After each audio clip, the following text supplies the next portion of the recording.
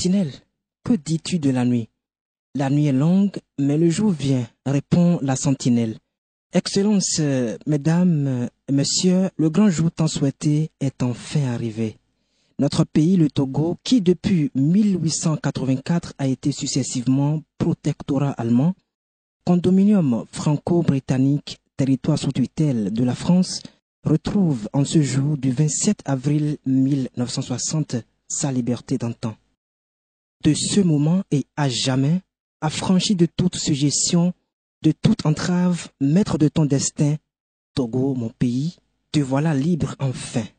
Libre d'être toi-même, de suivre tes idées et tes inclinations, de choisir selon ta raison et tes sentiments, de décider d'après ta propre volonté, libre enfin, dans la dignité retrouvée, de prouver et d'affirmer ta personnalité. Fin de citation. Ce discours de proclamation d'indépendance du Togo prononcé par Sylvanus Olympio éveille en chaque Togolais, que dis-je, chaque Africain, de la fierté et de la ferveur. Qui est Sylvanus Olympio? Sylvanus Olympio est simplement un grand. En 1960, il était le chef d'État le plus diplômé du monde.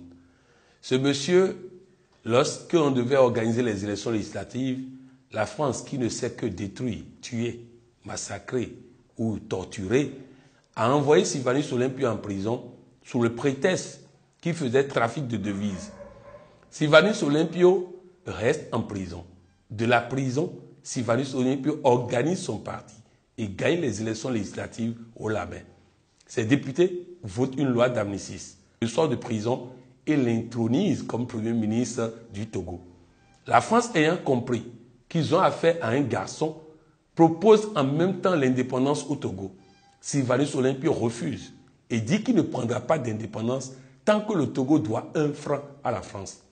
Il rembourse entièrement ce que le Togo doit à la France en 2 ans et prend l'indépendance en 1960. Sylvanus Olympio, avant d'arriver là, était d'abord chef d'entreprise britannique au Nigeria, au Ghana, et lorsqu'il commence par défendre son pays, l'entreprise le menace de le renvoyer s'il continue de défendre son pays. Sylvanus Olympio présente sa démission et lance ses propres affaires. Il devint président de la Chambre de commerce et d'industrie du Togo, maire de Lomé, avant de devenir Premier ministre du Togo. C'est un homme qui avait un parcours, c'est un économiste chevronné, c'est un homme qui sait réfléchir avec sa tête. Pourquoi Sylvanus Olympio a été tué? Sylvanus Olympio a été tué pour 2 raisons. La première, c'est qu'il était trop intelligent pour son époque.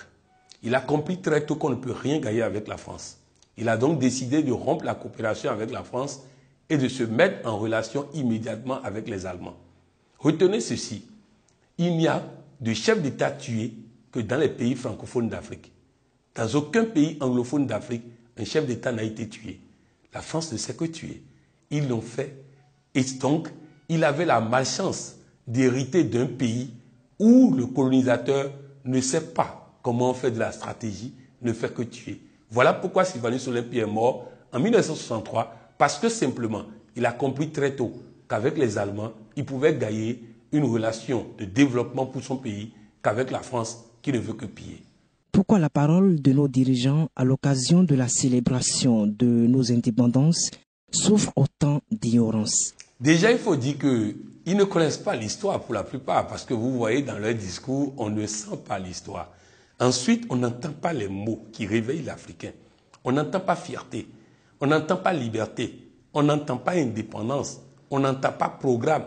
On entend une litanie de « on a construit des classes, on a fait ceci, mieux ». On n'entend jamais « je présente mes excuses au peuple pour toutes les erreurs ». Le discours des chefs d'État africains est un discours qui n'est pas conçu. Barack Obama, pour son investiture, a dépensé 600 milliards de francs CFA pour élaborer un discours de 20 minutes. Avant le discours, les Américains ne croyaient plus en leur avenir. Après le discours, les Américains croyaient en leur avenir. C'est un investissement.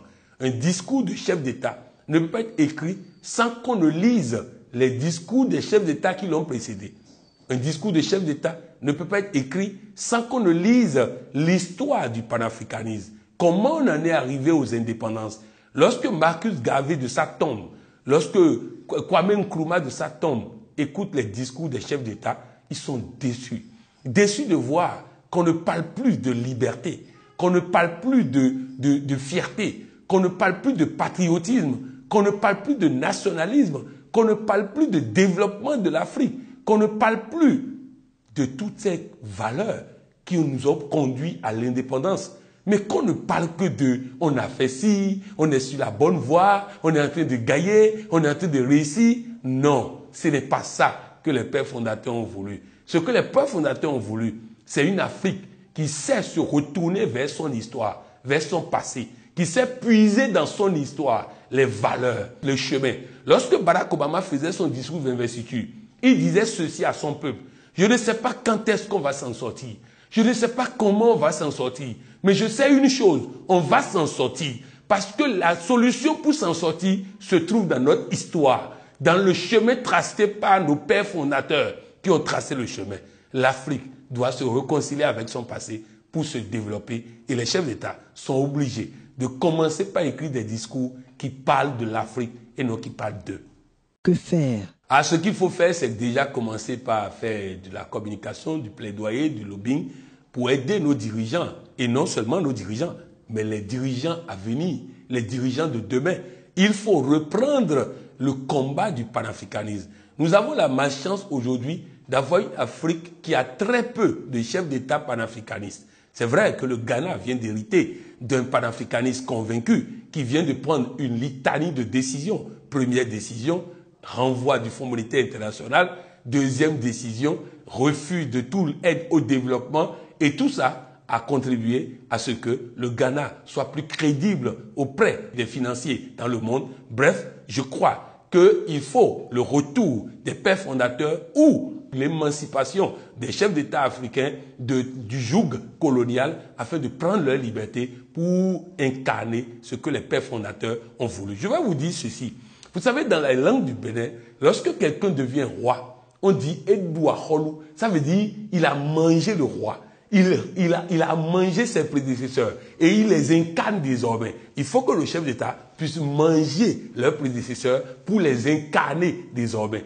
S'ils arrivent à les incarner, à les représenter, à faire en sorte qu'on retrouve à travers leurs propos la fierté des pères fondateurs, je crois qu'on aurait gagné beaucoup de choses. Il faut que nos chefs d'État retournent à l'école de l'histoire de l'Afrique. Un secret de Sylvanus Olympio pour booster la vie des Africains. Le secret de Sylvanus Olympio, je vais vous dire simplement que c'est un homme qui a compris très tôt que lorsqu'on sait, on est plus fort. Lorsqu'on en connaît, on est plus fort. Il est allé à l'école des Blancs pour les connaître, afin de les avoir, afin de les dribbler, afin de les vaincre. Je crois que nous devons donner de la priorité au savoir. Lorsque j'ai des difficultés, au lieu de dire que c'est pas possible de changer les choses et d'avancer, je dois simplement faire en sorte de chercher qu'est-ce que je ne connais pas qui fait que je vis cette difficulté. Il n'y a pas de difficulté lorsque nous sommes dans la démarche d'étudier la difficulté et de sortir de la difficulté la solution idoine pour ça. Il n'y a de problème